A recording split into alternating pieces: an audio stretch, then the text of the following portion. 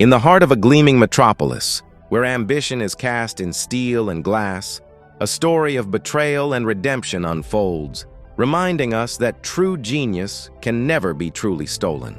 This is the tale of a brilliant young architect, Elias, whose dream was usurped by the very man he trusted most, his mentor, Marcus. Elias had poured his soul into the design for the Ethelgard Tower, a skyscraper destined to redefine the city's skyline. It was a masterpiece of innovation and elegance, a symphony of engineering and art. But on the eve of its unveiling, Marcus, consumed by envy, presented the design as his own, seizing the glory and leaving Elias in the shadows. His spirit shattered and his name erased from the blueprints of his own creation. Years passed, and the Ethelgard Tower stood as a monument to Marcus's supposed brilliance, a constant, painful reminder of Elias's stolen legacy. While the world celebrated Marcus, Elias lived a quiet life, haunted by the ghost of his masterpiece. Yet time and distance granted him a unique perspective. Revisiting his original intricate calculations, he uncovered a subtle but critical flaw in the building's structural integrity, a hidden vulnerability only the true architect could ever recognize. It was a ticking time bomb, a secret flaw in the heart of the steel beast.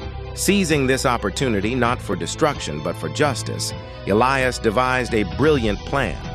He shed his identity and anonymously joined the maintenance firm that serviced the tower, embedding himself within its core, patiently waiting for the perfect moment to set his trap.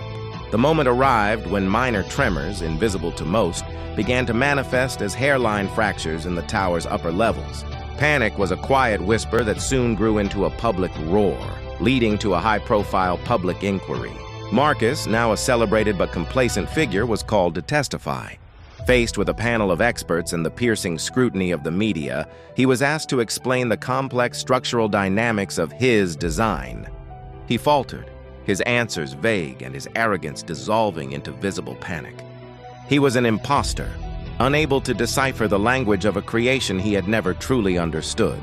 It was then that a humble maintenance worker stepped forward. It was Elias.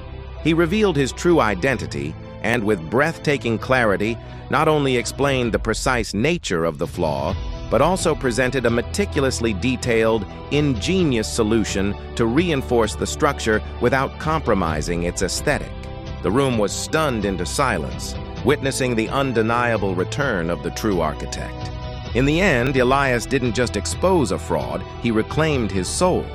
By saving the very creation that was stolen from him, he etched his name back into its history, his genius finally recognized not through words but through action.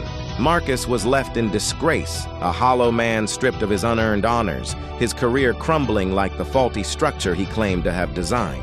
Elias, on the other hand, stood tall once more, the rightful guardian of the Ethelgard Tower, his legacy no longer a stolen dream, but a saved reality. His story serves as a powerful testament to the fact that while credit can be stolen and names can be erased, true artistry and intellect will always find a way to reveal themselves, shining a light that no shadow can ever truly extinguish.